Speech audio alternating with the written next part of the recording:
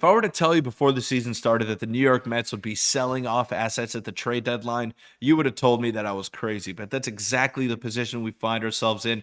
The Toronto Blue Jays have been linked to Justin Verlander and Tommy Pham in numerous trade reports, and they traded David Robertson yesterday to the Miami Marlins. So the dominoes are starting to fall, and we'll break it down and much more in this episode of Jays Digest.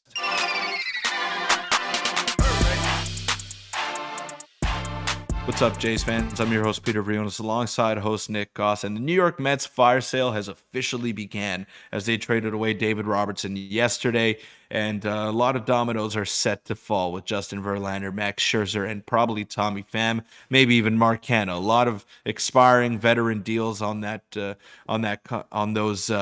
team over there, and they're set to be traded away in the next couple of days. Yeah, and we kind of spoke about before the trade deadline started, before the madness started this week, that that trade deadline might be a bit more of a quiet one, and that's seemingly not the case now that the Mets have started to sell, and like you said in the intro, started to sell yesterday with David Robertson, and we'll discuss that as kind of a point of discussion for the Blue Jays. But this is the report that came out yesterday from Thomas Hall, who is a Blue Jays writer for the Yahoo Sports.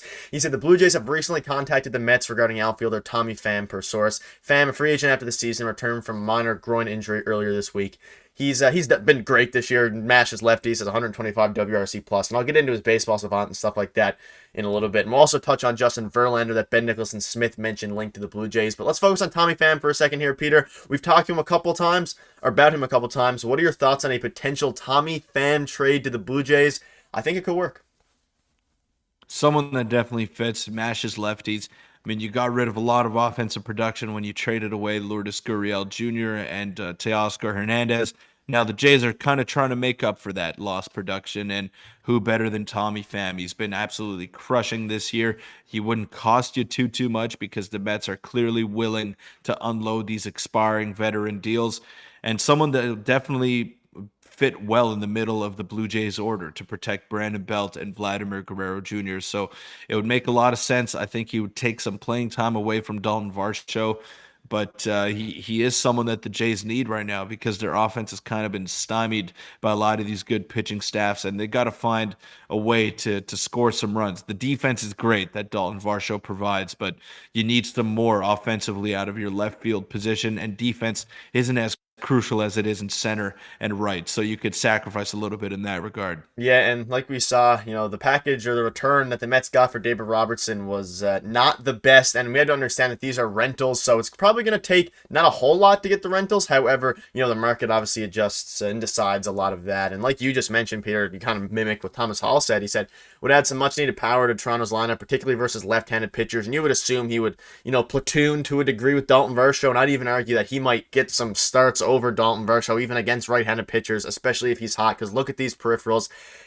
Unbelievable peripherals, really. One of the best peripherals in baseball.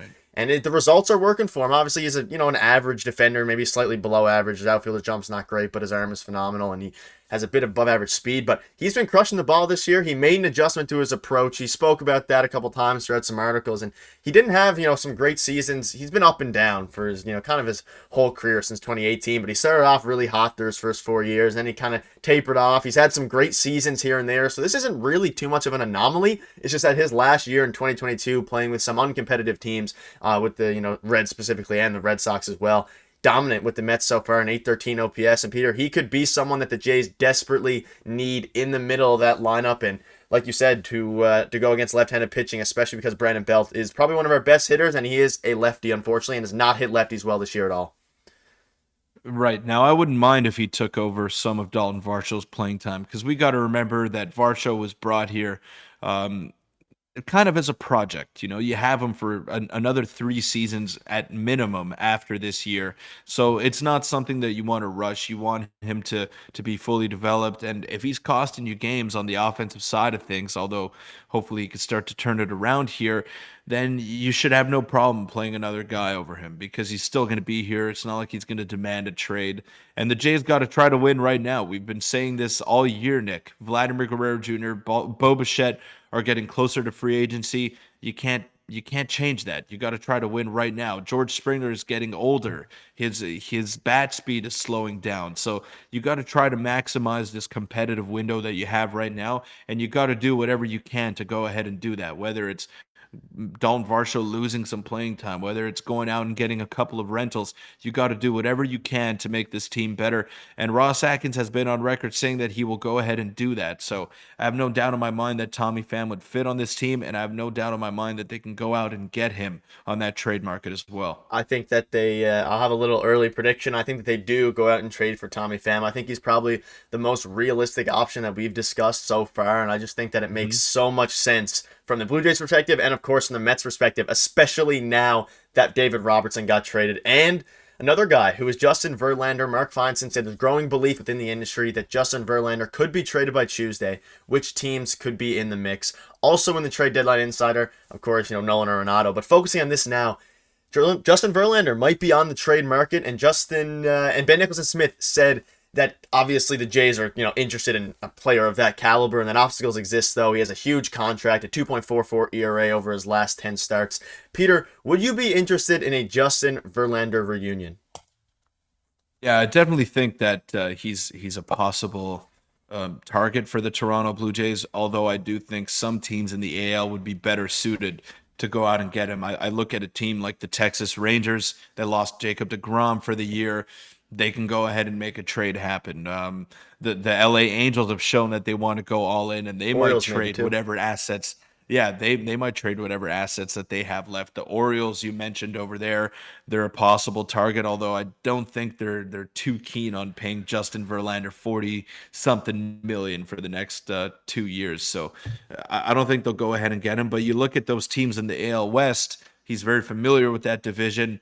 I wouldn't be shocked if the Angels or the Rangers went out and got him. And I've even seen the Mariners being linked to him for like an exchange of a young pitcher like Logan Gilbert or Brian Wu, something like that. So it's very interesting to monitor that situation. He's obviously very familiar with all those teams. But I do think the Blue Jays have what it takes to get a deal done if they want to. Is it their biggest need, though? That's the biggest question, Nick. Is Justin Verlander, is a starting pitcher their biggest need at this moment in time, a couple of days before the deadline? I don't think so. I still think they need another bullpen arm. They need another guy like Tommy Pham to fill out that roster before they go ahead and address that starting pitching rotation. Yeah, I'm gonna say that I think the only way that, of course, Brandon Nicholson-Smith said they're interested and whatnot, but I think the only way that we go for a Justin Verlander type is kind of similar to 2015, where we make two other like really big splashes, and then at this point we're just going all in anyway. So then you just trade for Justin Verlander because he'd obviously help your chances in the playoffs specifically. Maybe we go for I don't know who else, some Tommy Pham plus someone else, and then you go for Justin Verlander and going all in. But other than that, I can't really see them going for him because they need to do other things that are more important, like you said, a bench bat, maybe even more than a bench bat and a bullpen piece. So spending all those prospects, and it wouldn't take a whole lot. You can see Justin Verlander.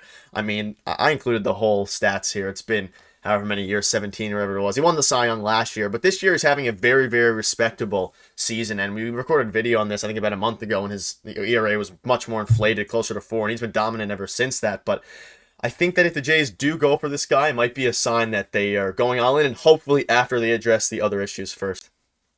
Right. Now, we look at them going all in 2015. That was a different front office that they Very. had, Nick. I mean, Alex Anthopoulos is very aggressive, and he's not afraid to pull the trigger. He signs his young guns to long-term deals. He makes those big-time trades. He trades prospects. He empties the cupboards if he thinks this team is a couple of pieces away, and that's what he did in 2015.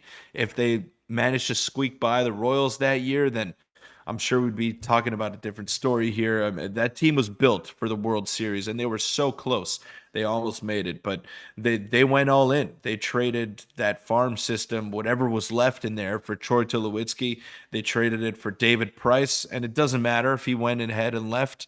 A couple of months later, you had that postseason ride. You almost had that chance to go to the World Series, and that's what you play for ultimately. So I'd like to see this front office kind of make that move and make that jump. But I just don't know if they have the prospects to go ahead and do it. Yeah, I don't think so either. But I mean, it would be, the Jays have been linked to Verlander. We almost signed him a couple years ago, if you remember that. Lots of reports the Jays were close, and he went out and said it himself. So maybe a reunion, or not a reunion because he never went to Blue Jays. Maybe a little trade could happen, and either way would make for some phenomenal, fun baseball down the stretch. And It's going to be a very, very interesting trade deadline. Again, now we're only around 3 or 4 days away, 4 days till the actual day. And we're going to have you covered, like you said earlier, with all the news. Tons of videos are going to be dropping. There's rumors. And I suspect a trade is going to be coming very, very soon. So stay tuned for that. Thank you guys for watching. See you tomorrow.